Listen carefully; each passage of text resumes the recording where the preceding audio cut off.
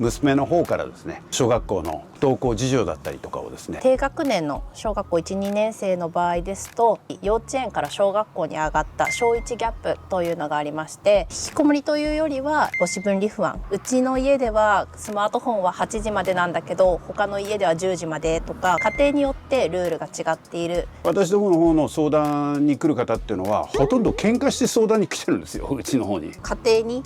そこまで対応できないっていうところもやはりあるので、第三者機関JADAのようなところに相談するのはいいと思います。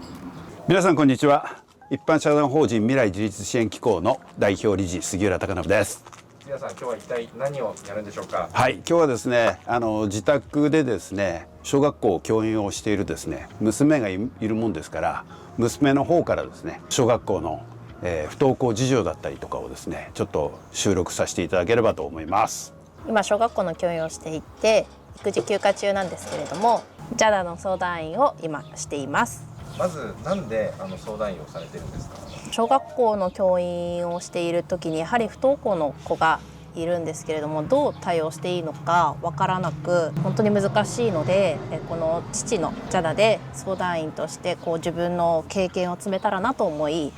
やっております。小学校の不登校が今伸びているというデータもあるんですけれども、今日は小学校の不登校事情のリアルについていろいろ聞いていきたいと思っております。はい、小学校の不登校ってどんなケースがあるんでしょうか。そうですね、低学年の小学校1、2年生の場合ですと、やはり幼稚園から小学校に上がった小1ギャップというのがありまして、お母さんと離れたくないっていうのがまずありますね。高学年になるとやはり SNS、スマートフォンを持っている子たちが増えてくるので、 LINE だったり、あとはオンラインゲームなどがあって、そこからどう入っていったらいいのかなとか、持っていない子とかはつまずきやすいのかなと思っております。まず小1ギャップについて聞いていきたいんですけど、はい、小1ギャップって具体的にどういう状態のことを言うんですか。やはり幼稚園とは違って45分間授業で座ってなくてはいけないだったりとか、着替えとかそういう全てのことを自分でやっていかなくてはいけないっていうのがやはり一番大きいのかなというふうに思います。やっていかないといけないことで、なんか引きこもりにつながるような要素があるということですか。引きこもりというよりは母子分離不安、お母さんと一緒にいたいとか、環境があまりにも違いすぎてお家の方がいいっていう子が小学校1、2年生多いのかなというふうに感じます。小1ではそういう問題があるとして、高学年になってきた時に SNS ですね、はい、の問題があるということなんですけど、もう少し具体的に教えていただけますか。はい、やはり高学年になると LINE とかがありまして、何時までに返さないと友達との会話が入っていけないとか、そういうことが実際にありました。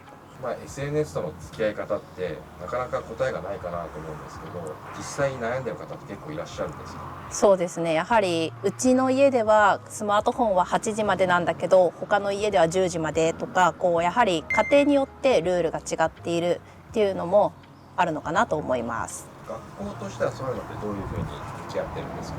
私の学校ではないんですけれども、他の学校ではトラブルが多くなってしまうので LINE はやめましょうというふうに4月の保護者会で伝えている学校もありました。そういうことって、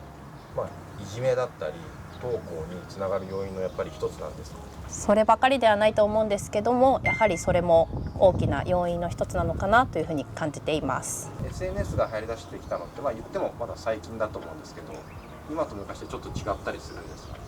やはり昔はテレビだけを見ていれば情報が入ってくる時代なんですけれども、今は本当スマートフォンが普及していて、いろんな情報がありすぎて子どももどれが本当なのかとか不安になってしまうことが多いのかなというふうに思います。杉谷さん、今お話聞いていかがですか。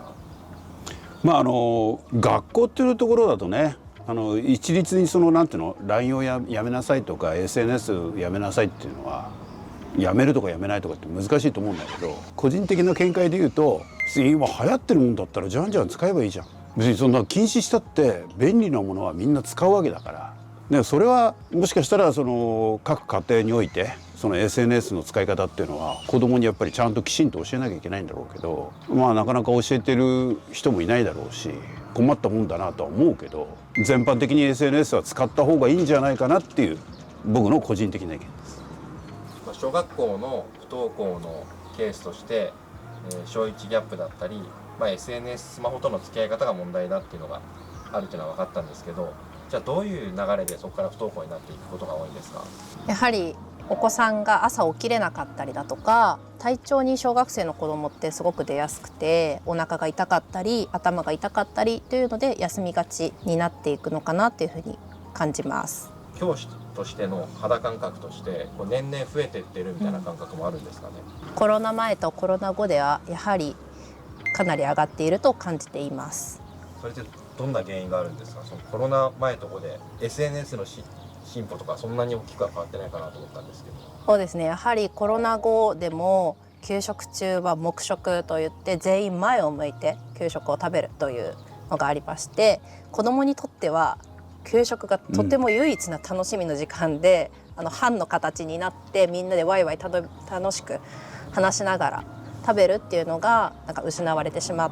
たっていうのもありますし、私がちょうど6年生の担任だったんですけれども、修学旅行もコロナの影響でなくなってしまったという、そういうふうな行事などの体験なども少なくなってきているのかなというふうに感じています。実際クラスの中に不登校の人っていたんですか？そういう家庭もありました。そんな時学校としてはどういう対処をしてるんですか？家庭訪問に行ったり、保護者の方と学校に来ていただいて面談したりっていうこともありますし、あとはスクールカウンセラーの方と相談してどういうふうに対応していったらいいのかなという話し合いを設けたりしています。その対応として、多いのはどういうことなんでしょうか？保健室登校を促したりだとかしています。杉田さん、親としてはどういうふうにすればいいと思いますか？不登校に陥ったらね、やっぱり担任とか学校の先生とやっぱり連絡を密に取って連携を図るっていうのは、これは第一歩だと思うんですよね。で、私どもの方の相談に来る方っていうのはほとんど喧嘩して相談に来てるんですよ、うちの方に。そうなっちゃうともう公的なものっていうのの支援が受けられない状態なので、なかなか難しい段階でうちに来ちゃってるな。つまり不登校っていうのをすっ飛ばしちゃって引きこもりみたいな感じでうちに相談に来られる方は多いですね。喧嘩というのは誰と誰の喧嘩なんですか？保護者と例えば担任の先生だったり、保護者と学校関係で、やっぱり学校って不登校に対して別に基本的にその対応するっていうシステムがないんですよ。要するに義務教育ですから登校を前提としている組織なんですね。ですから不登校っていうのはイレギュラーな対応なわけ。イレギュラーな対応なのに忙しい先生がなんかこういろいろそれをやんなきゃいけないっていうのは、学校の肩を持つわけじゃないんだけど結構負担なんですよ。そこに相まってでも親はね、いやうちの子どうしてくれるんだっていう形でこの学校に対応を求める方が多いんですね。そうじゃなくてやっぱり学校と共に一緒にこの子とどうやったらハッピーになるのかっていうのを相談する段階でやっていくと結構うまくいくとは思うんですけど、そうじゃなくてやっぱり感情的になってうちの子どうしてくれるんだみたいなことになっちゃうと、学校と先生とかこう衝突して、それで結局行き場所がなくて、それで結果的に引きこもりみたいな状態でうちに相談に来られる方は多いんですよ。杉谷さん、今の話聞いててなんですけど、JADAにもその小学校の引きこもりのご相談みたいなのが増えてるんですか？増えてますね。スタッフが小学校の元教員もいますから、そのものを中心にですね相談を承ってより良い方向で行くように支援しております。小学校の先生として引きこもりとかをJADAに相談することに関してはどういうふうに考えますか？先ほど父も言っておいたように、学校として家庭にそこまで対応できないっていうところもやはりあるので、第三者機関 JADA のようなところに相談するのはいいと思います。ちなみに今小学校の先生と相談員両方やってみて何か思ったこととかってありますか？やはりJADA に相談しに来るご家庭は大きい課題を抱えている家庭が多いなというふうに感じています。小学校のその引きこもりの相談とかとはまたちょっと違うんですか？そうですね、やはり JADA に来るご家庭の中には暴力沙汰になってしまったりだとか、そういうのを聞くんですけれども、小学校ではそういうことはちょっとあまり経験がないところです。実際相談員やってみてそういうのを目の当たりにしてどんなことを考えるんですか？そこまでにいかないように小学校の不登校の子たちをどう救えるかなっていうふうに考えています。小学生、中学生、高校生と、いろんな引きこもりの特徴あると思うんですけど、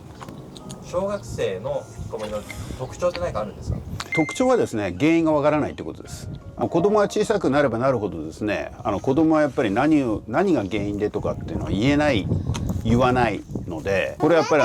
担任の先生や親がですね、深掘りして原因を見定めることが必要でしょうし、もしかしたら原因を探ってもですね、キリがないので、いろいろ対策をいろいろやってみる必要はあるのかなっていう気がしますね。じゃあどうしたらいいんですか？お父さんやお母さんやはお子さんが一人だから難しいでしょうけど、私たちJADAはそれこそいっぱいデータ持ってますから、ご相談いただければ、こういうケースじゃないのっていうのは値はすごくつけられると思います。どういう教育をしていくのがいいと思います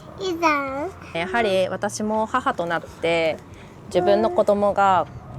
困った行動を起こした時に、どうしてうちの子がこんなことをするんだろうとか、育て方が悪かったのかなって思うこともかなりあるんですけれども、多分不登校の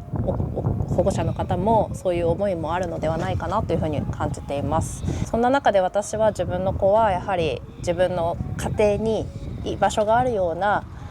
家庭を私自身も築いていきたいなと思いますし、自立できる子ではないですけれども、生活習慣などをきちんとできるような子に育てていきたいなというふうに感じています。小学校の時の不登校ってね、初期の段階、初期の対応っていうのが一番ね大切だと思うんですよ。できればですね、あんまり長期化しない方がいいでしょうし、長期化するかなと思ったらですね、JADA の方にですねちょっと連絡いただければ無料相談とかもやってますから、お役に立てるんじゃないかなっていうふうに思います。この動画が、気に入っていただければいいねを押していただきたいですし、どこのチャンネルかわからないようになる前にですね、チャンネル登録もよろしくお願いいたします。